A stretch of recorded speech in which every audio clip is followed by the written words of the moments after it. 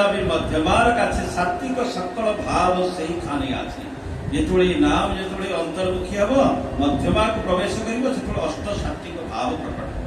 সাত্বিক ভাব অশ্রু স্বেদ পুলক কম্পন ভাব সমাধি বৈবর্ণ বেপথু এইসব ভাব সেতବେଳେ প্রকট হব। স্বরভঙ্গ হব, কম্পন জাগ্রত হব, বিভিন্ন প্রকার जो जड़वत हो पूरा स्तंभवत हो उच्चाटन मूर्छा भाव विभिन्न प्रकार अष्ट सात्विक भाव अच्छी वैखानी लगिया जाए मध्यमार का सात्विक सकल भाव सेखाने आछि। कंटकित हबि देह चोखे बबी धारा पहेदा सीताराम हरि आत्महरा।